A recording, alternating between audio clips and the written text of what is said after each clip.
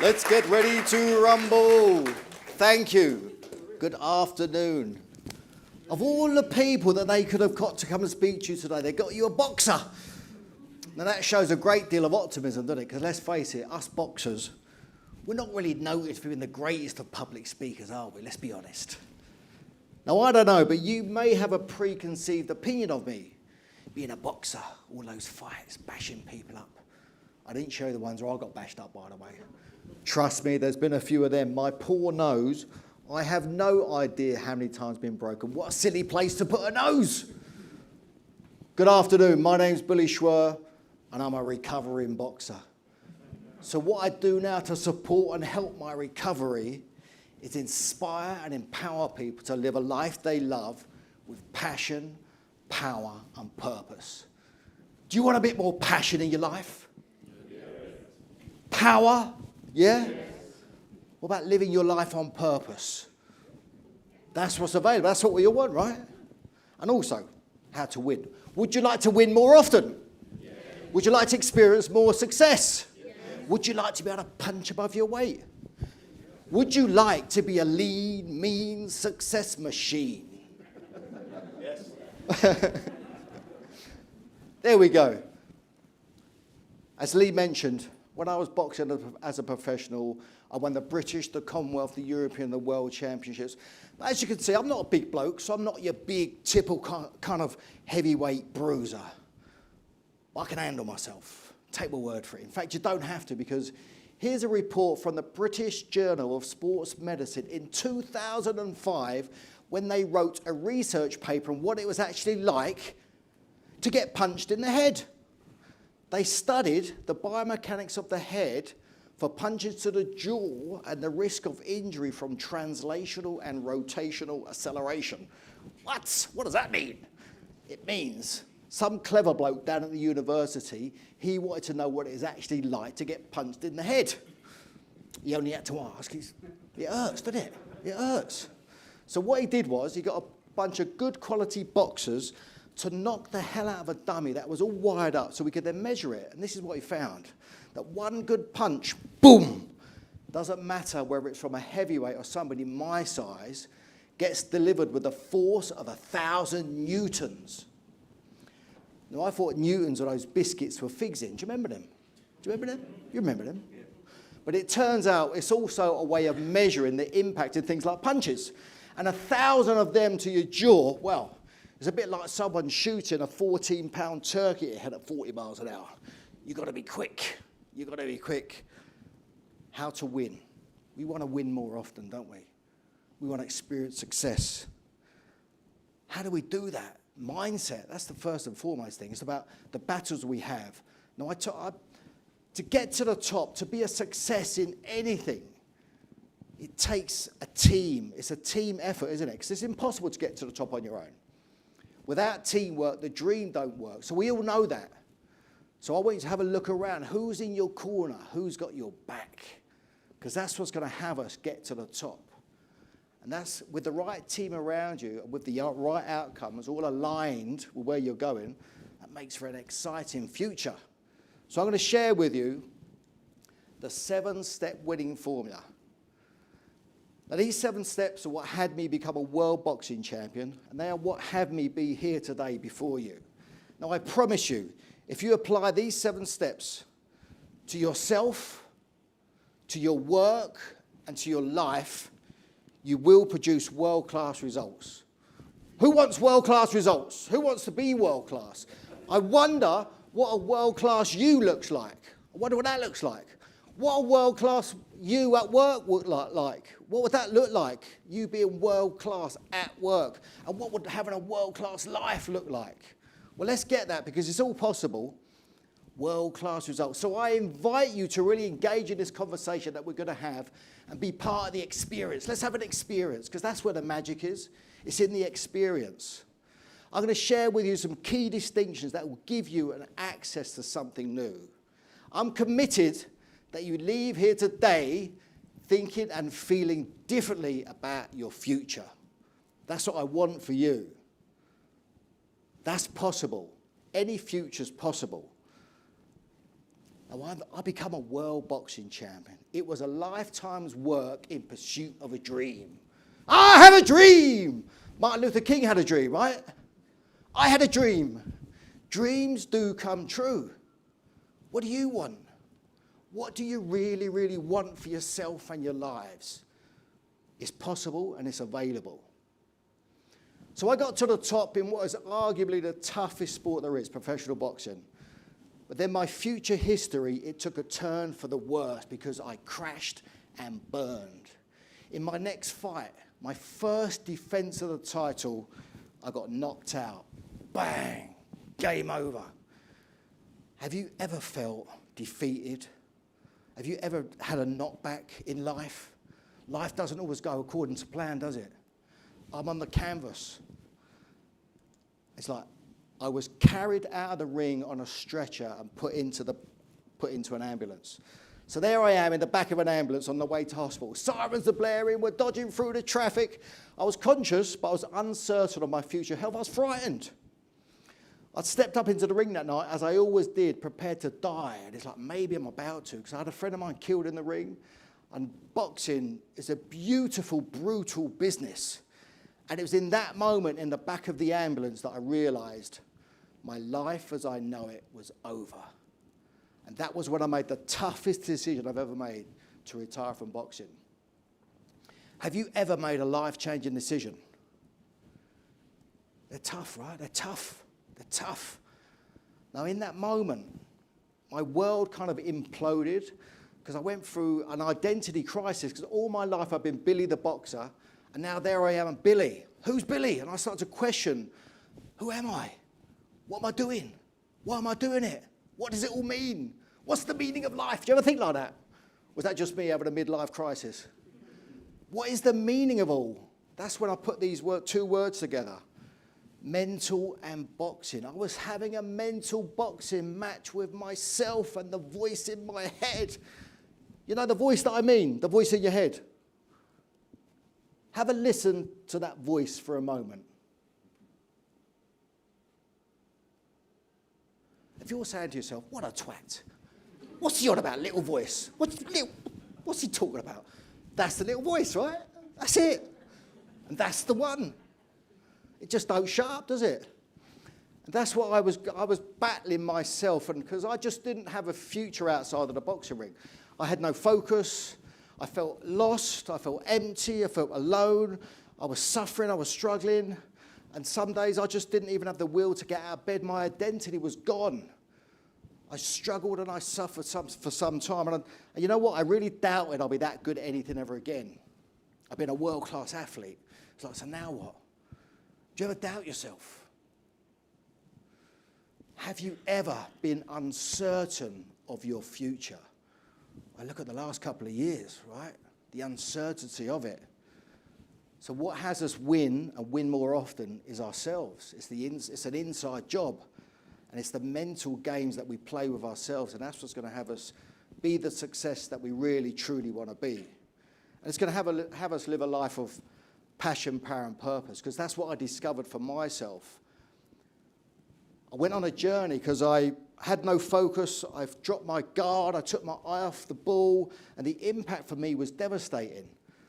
I was depressed. I was on my way to going through a breakdown. I had a mental breakdown. I wrecked my marriage, which ended up in divorce. I went bankrupt. I lost everything. And it's like I crashed. I lost everything. My home was repossessed. I had no money. I had no future. And I felt like a complete failure. I felt I'd failed. I was a failure. And I realized, as I was going through my personal crisis, I realized that for some of us to wake up, we need a wake-up call. And I kind of got mine. And it wasn't easy. Then I started to go to work on myself. I started to really unravel who Billy was. I wanted to really get free from Billy the boxer to discover who I truly was. I wanted to get through my identity and my ego to just really get who I am. And that's the journey that I've been on. And I've read loads of books. For the last 18 or so years, I've been on a study of human beings. Now, 20 years ago when I retired from boxing, mental health wasn't really talked about. It wasn't really openly discussed. And I was battling my way through it, and I kind of made a mess of it. I felt ashamed. I felt embarrassed. I'm a fighter. I'm a man. I should be able to figure it out. But I made a mess of it. And it wasn't until I started to work on myself, got myself a coach. Sometimes all athletes have coaches. Business people have coaches. Sometimes we need a coach for our lives, don't we? Look at the people that we've lost. Amy Winehouse, George Michael, Robin Williams, to name a few. Extraordinarily successful people, but it seems like they couldn't manage themselves. And that's where I was. I peeled back all the layers of my identity to discover who I was. And the funny thing was, as I was working on myself, I started to learn how to coach, mentor, and train others. And it was in that moment I kind of realised how much that I love people, which shocked me because I spent all my life bashing people up. Or getting bashed up, more like. I awakened to my life purpose, and this is it. My life purpose is to inspire and empower people to live a life that they love with passion, power, and purpose, whatever that is for you. And I'm here today happier, more fulfilled, and satisfied than I've ever been, ever. I'm living a 10 out of 10 life, and that's what I wish for everyone to experience. So let's have an experience, and let's get a 10 out of 10 life. And we'll have a few beer in the bars later, yeah? Step number 1. Win or lose, you choose. Do you ever feel like you have no choice? There is no choice. Life is just the way that it is. Do you ever feel like that sometimes? Well, that's a choice in and of itself. Would you like be in the cause of your life and not at the effect of it? Because what happened to me, I ended up being a victim. So I wasn't the cause of my life when I finished boxing. So I had to get responsible and own my life. And I had to move forward. And I went through a process of looking at who am I. Do you ever wonder how you ended up the way you ended up? Do you ever wonder why you do what you do? Why are you in this room today? Why do you do what you do, I wonder? Do you ever wonder that? It just fascinates me. Why is that? Now, I believe there's always a reason why we do what we do. And here's the reason why I become Billy the Boxer. So there I am, 5 years of age, in my mum and dad's front room with my 2 older sisters, Mandy and Lisa. Lisa's 8 and Mandy is 11, and we're rolling around the floor and they're beating me up again. They used to beat me up. And what they used to do, they used to pin me to the floor. I said one sitting on my chest and one used to pin my arms back. And I'll be kicking and screaming and fighting, 2 against 1. That's what you do, didn't you? And I just couldn't fight them off. And I used to get so upset, I used to hyperventilate and turn blue. I thought I was dying, I couldn't breathe. Then what they did, they both had beautiful long blonde hair. As I'm pinned to the floor, they used to wave their hair in my face. Who's done that? A few of you have done that, I'm sure. And they used to sing to me, Billy, don't be a hero, don't be a fool with your life. Do you know, us older people will know that song. Right? Paper Lace. And it was in that moment I decided that no one is ever going to beat me, dominate me, or hurt me ever again. Especially women. Ask my ex-wife. She'll tell you. And it was in that moment I made the decision that unconsciously that I was weak. So I had to find a way to prove that I wasn't weak. So the decision I made, no one's ever going to beat me up again, ever again. And it's like, I'm the one on the right, by the way. And my sisters instilled something within me, the fight within me, because I made an unconscious decision that I was weak in the same moment. So there I am, 5 years of age, I think I'm weak. So I had to find a way to prove and cover up and survive being weak. That's why I became a boxer. Does that make sense to you? It's like looking at sometimes the decisions that we make about ourselves impacts our future. Another big decision I made when I was 11 years of age, my 3rd amateur boxing fight. I was boxing in a big arena, black tie. It was a gentleman's evening. It's like 40 years ago. Everyone's smoking cigars. It was one of those gentleman's evenings. And I boxed for 3 rounds, and I got beat on points, and I'm devastated. I've been floods of tears in the centre of the ring. My dad's my coach, and he's trying to console me. I'm devastated. And I can remember clearly I made another decision that I wasn't good enough. So I'm 11 years of age, I'm weak and I'm not good enough in my mind. Unconsciously. It wasn't a conscious decision. So those decisions went into the future. And that's what I had to prove. So I want you to think about your lives. Do you have an opinion of yourself? We all do, don't we? My mum says opinions are like belly buttons. We've all got one, and they're all different. But I want you to consider, is your opinion of yourself, does it empower you? Does it inspire you to be who you truly want to be, to get what you want? Because we tell ourselves stories. My story was I was weak and I wasn't good enough, so I found a way to prove that I was.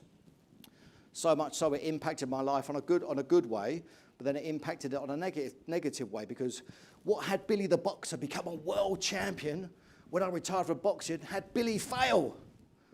Those traits that I had, the ones that we have, the ones that we like to talk about, persistence, determination, I was tough or courageous, those nice ones, those traits. But what came alongside them was ugly ones. I call them the good, the bad, the ugly. I was aggressive. I was domineering. I was selfish. I was inconsiderate. I was always right. I was like, rah, rah, rah. Now, that worked perfectly well in the boxing arena, but it didn't work in my life. So I didn't know how to be any other way, because I was conditioned and trained and programmed to be a fighter. Fight, defend, resist, confront, and attack.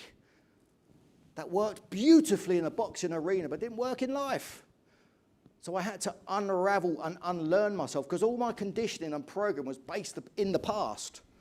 So to create a new future, a future that we want to live into, is going to take something. We might have to unlearn a few things and give a few things up. The traits that work for you, yes, take them on. But the ones that unconsciously don't work for you, they're the things to look at and consider. And it's about practice as well. Practice recognizing and being aware of the choices you make, because win or lose, you do choose. Now, when I retired from boxing, I had to choose a new future. And it was a challenge. I didn't feel the same. I didn't have that same kind of power that I had. I ended up being a victim. It's only when I started to look at and start to consider the choices that I was unconsciously making that I started to get free to be myself and create this life I'm now living. And it took something. I want you to think about, so what you're experiencing in your life right now, today, is a result of the choices and the decisions that you've made in the past, right? Does that make sense? So look at the future. The future all depends on the choices and the decisions that you're going to make moment by moment right now. You're making decisions now. It's like moment by moment. And that's about creating and designing the future, being responsible for it. And it's powerful and it's impactful. So you do get to choose. So be aware of it. But you know, this life that we choose to live sometimes, things get in the way of it, and one of them may be fear. Does fear ever stop you? Does it ever get in the way? So who do you be in the face of fear? Do you confront it? Do you embrace it? Do you challenge it? Or does it stop you in your tracks? Something to consider.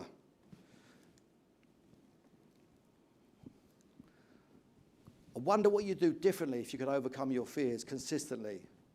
Would you like to be fearless? So my first experience of fear was when I was 13 years of age. I was boxing in the national schoolboy finals.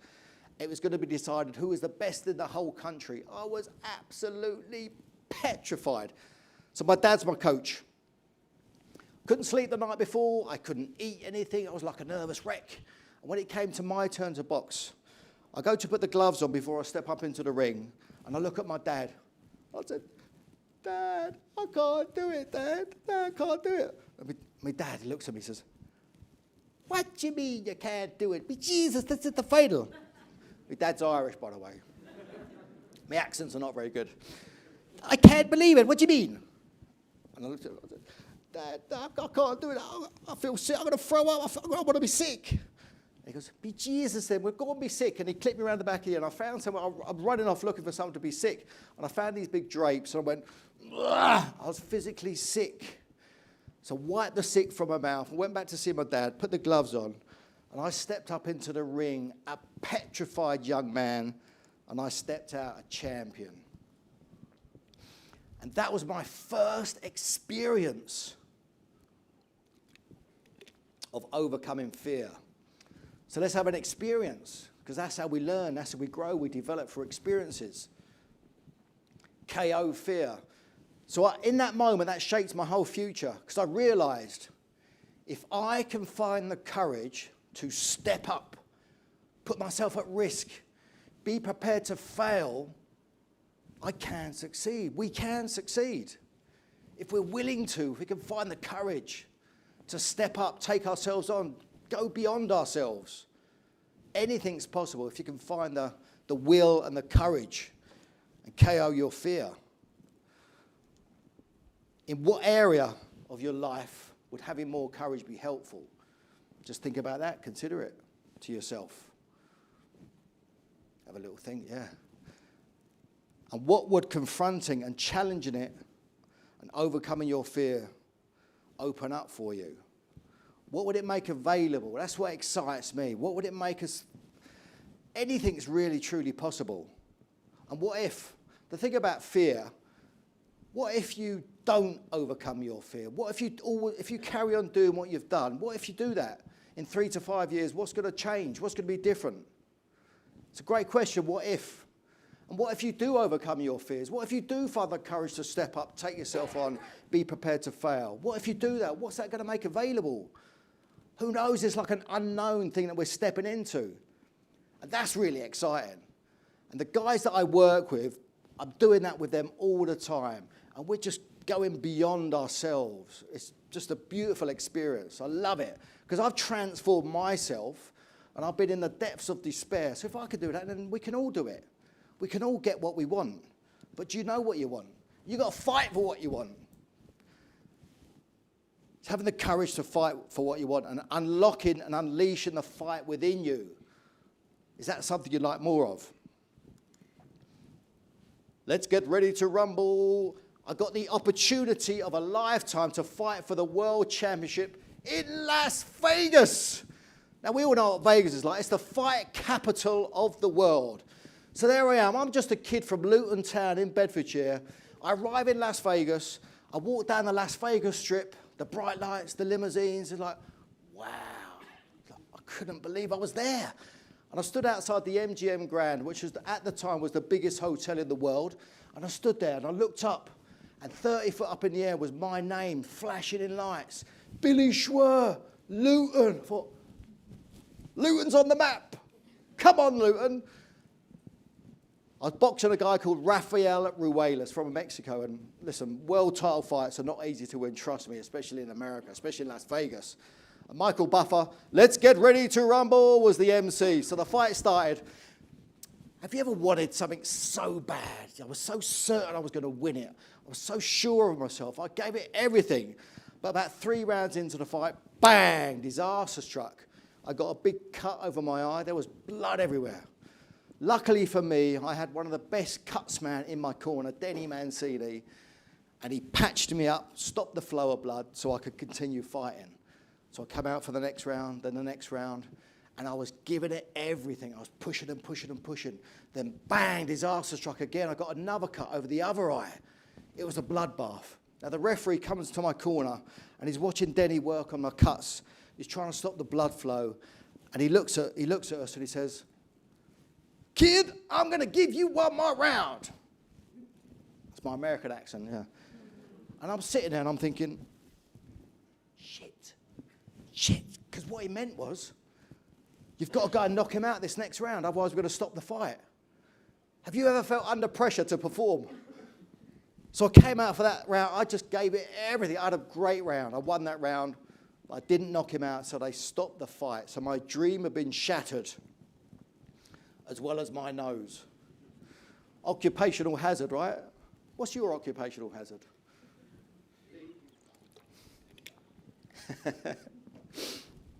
I have a dream. You got to fight for what you want. You may not get what you want first time round. And that's what happened to me when I retired from boxing. I didn't know what I wanted. But it's about never settling. You got to fight for it. Pursue it. Now, I pursued so many different things when I finished boxing. I was going to be a film star. If you ever need evidence that there's a worse actor out there than Vinnie Jones, go and rent. It ain't worth buying the Me Machine. I was in that. I did a bit of extra work, but I was useless. Useless. That wasn't it for me. I was going to get a job in the city. I pursued that. I started reading all the books. I started doing spread betting, and I got a job offer. And I'm a dyslexic boxer. What chance have I got in the city? It's like, that wasn't it either. I was going to bring out a sportswear range. I pursued that. I was going to open a wine bar, a restaurant. I did that. I took up horse riding, deep sea diving, golf, not at the same time, but I pursued all these things. I had to go being a courier driver. My sister had a courier driver business. I kept getting lost. I was useless. I was going to be a yoga teacher. I wasn't bendy enough. I just couldn't find my thing. I even had to go out modelling. I was with a modelling agency called Uglies. Now, they cater for people with unusual looking faces.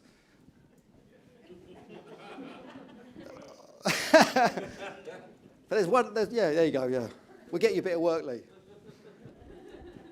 But that wasn't it either. That wasn't my thing. I couldn't find my thing. Everything I tried. Have you ever had that? Well, that just don't feel right. You might be in a relationship or in a new job or it just don't feel right. But I was there as well. So I persistently pursued my purpose. I stuck with it. And here I am today doing what I love doing. You've got to fight for what you want. Get focused, get clear. And you're only good as your next fight. So what this means is you're only good as the future that you live into. Would you like to live your life on your terms by your design? So I come back from Vegas. I get back to work. I've got the dream. I have a dream still. Great management. I had a great team around me. Because I just challenged for the World Championships, I was highly ranked in Europe. So then I got an opportunity to fight and challenge for the European title. I did that over in Spain. I won the title, come back to the UK, defended it 3 times. So I'm up the world rankings again. So there I am. I'm ranked #1 in the world by the WBC, and I get another shot at the world title. I remember walking out into the arena, Wembley Arena. It was like, oh, here we go. And I stepped up into the ring that night. I gave it everything. And my opponent, Stevie Johnson, he was the best in the world. He was brilliant. And he was like, you couldn't catch him. He was brilliant. It was so quick. Now, the first half of the fight was pretty brutal. Blood, guts. I kept pursuing it. I really wanted that title. Now, it went the full 12 rounds, and there I am, standing there at the centre of the ring, waiting for the decision. After 12 hard rounds. Ladies and gentlemen, the winner is Stevie Johnson. It's a bloody nightmare. But what happened, there was a lot of controversy after this fight because he failed the drug test. No wonder I couldn't catch him. He was that quick. I hate people who take drugs. The police, customs and excise. Ooh. Well, what happened was he got off on a technicality. Have you ever felt cheated? I was so disappointed. He got away with it. He went back to America with his belt, and I went back to Luton with more stitches in my face. You got to fight for what you want. You're only good as the future that you're living into. That's the thing to get. And we all have a default future. As a boxer, if you look at the past, boxers, athletes, footballers, rugby players, we kind of go on a similar path. We retire from our profession, we go through depression, we go through divorce, we go bankrupt. It's kind of like a default future that's written for us. And if we don't interrupt it, I ended up there. And it wasn't consciously, it was just I ended up there. I made the mistakes and I went on this path and I hit the bottom, as lots of us sometimes do. So what my message is being responsible for your future. Because if you carry on doing what you're doing, you're going to get the kind of future that's mapped out for you. Does that make sense? So if things need to change, if you need to change, maybe now's the time to have a look and see what work you need to do on yourself. Because anything in the future is possible if we connect with ourselves and look inside and create the future. And it's all about the future. And the future has me be excited in this present moment. So if you think about it, when I was going through my tough time, I didn't have a future. I was living into an abyss of darkness. So that fed back to me in the present moment and had me feel depressed. So if we can be responsible for the futures that we're creating, designing and generating and causing, now it ain't going to be easy. Life ain't perfect. But if we're consciously moving towards somewhere that we want to get to, that's going to have us feel different about ourselves. That's what I found. Along the way, you might have to take a few on the chin. Metaphorically speaking, life is coming at you. It don't stop, does it? Full blast. Month after month after month. It's about being resilient and powerful in the face of adversity, setbacks, and defeat. Because that's what I realized. I realized I had to leave the past in the past. Do you ever dwell in the past? Do you ever get stuck in it? Yeah, we get stuck there, don't we, sometimes? And that's what I had to learn to do, was give up. Because when I lost that second attempt at the World Championships, it was all blame and fault. I was going to go to court, pursue him through the court, but it's like I had to let that go and give it up. And I had to carry on creating a future. But it's about being resilient. You may come through adversity, setbacks. You're going to have setbacks. You're going to suffer defeats. Life is not perfect.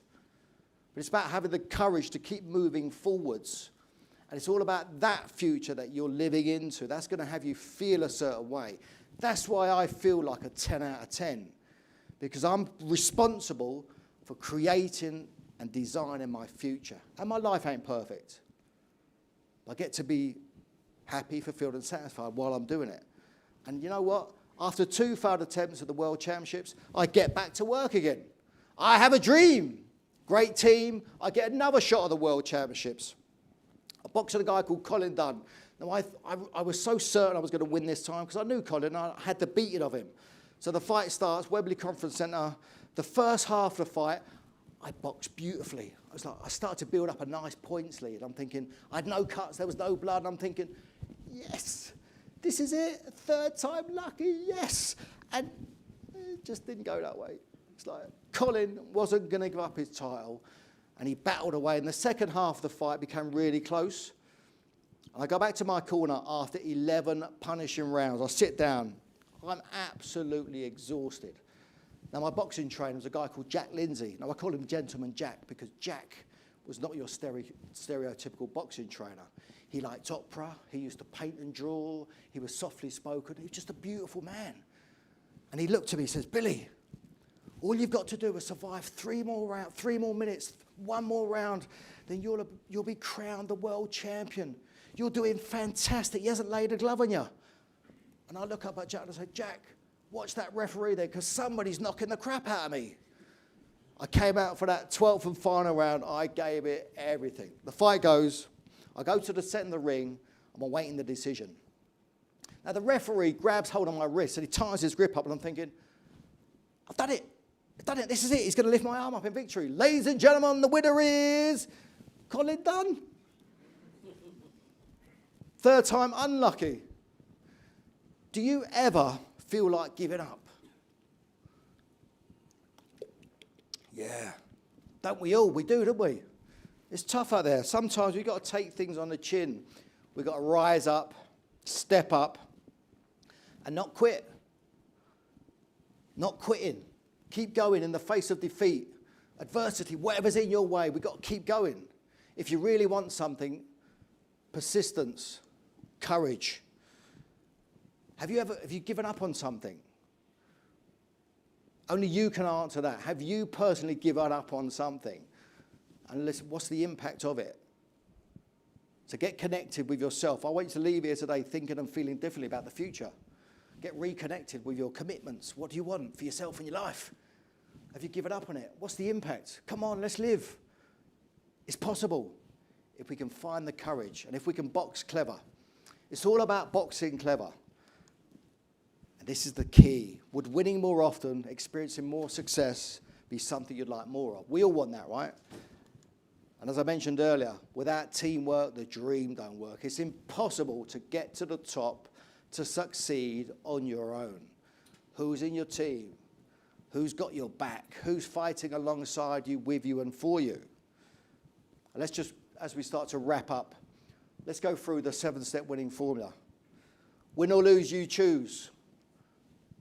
KO fear. Confront yourself consistently. Can you do that daily, I wonder? Fight for what you want is step number 3. Make the choices, conscious choices, and fight for it. You're only good as your next fight. Remember, that's all about the future that you're living into, the future that you're creating. Take it on the chin. Things are not always going to go according to plan. That's life. And boxing clever. It's really incorporating those steps. That's boxing clever. That's being smart. Let's be smart. Let's get focused. And let's jab a move. Now, as a boxer, we are always looking for new approaches. Now, we are fighters, right? We're all fighters. Each and every one of us, because we're fighting something ourselves. So we're battling something. We're all fighters. But as a boxer, we are always looking for new opportunities, new angles, new ways of winning. Consider it. If things are not going according to plan, maybe we need to make some changes. Maybe we need to look at things from a different approach, a different angle, which is what I had to do when I retired from boxing. I just wasn't working. I had to find the courage to say, I'm not working. I need to change. It's having the courage to change, make those changes. Then the future starts to occur different. And it's about being able to react and respond quickly and effectively under pressure. Because that's day to day, right? So when you're in your day, in your life, responding, reacting quickly and effectively under pressure, jabbing and moving, looking for the angle. How can I win? How can I win more often? That's what's available, winning. So I got another shot at the world title, my 4th attempt. I met my opponent, Newton Villarreal, for the very first time at the weigh-in. We shook hands. I didn't speak any Spanish. He didn't speak any English. So we had nothing to say to each other. But we had a great conversation with ease. And I step up into the ring that night. My 4th attempt, it was like, my last hurrah. Have I got what it takes? The voice in my head. Have you done enough? I've been the British, the Commonwealth, the European champion. There was one title to elude me. And this is it. This is my opportunity. The bell goes, the fight starts, and I have a dream start. In round number 2, boom. I hit him so hard. He went over, he hit the canvas, and I'm thinking, this is it. I've done it. There is no way he's getting up from that. No way. I hit him so hard. There's no way he's going to get up. If he gets up from that, I'm going home. There's no way he should get up from that. And he got up, did he? So he got up, and then we had a real battle. 12 rounds. I go back to my corner after 11 punishing rounds, and I sit down. Now my dream team, I've got my dad in my corner, Denny Mancini, my manager, Mickey Duff. They start throwing buckets of water. I'll be slapping me round the face, they're shouting and screaming at me, trying to give me words of wisdom to take out into those last 3 minutes. And when the bell goes, I step up into the ring for the 12th and final round. I touch my opponent's gloves. We look each other in the eyes like, 3 more minutes to become the champion or suffer defeat and disappointment again. But Sir Winston Churchill comes to mind, because Sir Winston Churchill, he once said, history will be kind to me, for I intend to write it. What a quote. What a quote. I went out for that 12th and final round intending to write my history. I gave it everything. I pushed through the pain. I was hanging on for dear life. I took a punch around the back of my head. It was like I was in a haze. I kept pushing and pushing and pushing. The bell goes, the agony ceases, the fight stops. Barely able to stand. I go to the centre of the ring and I wait the decision. And I eventually get to hear the words I've been waiting all my life to hear.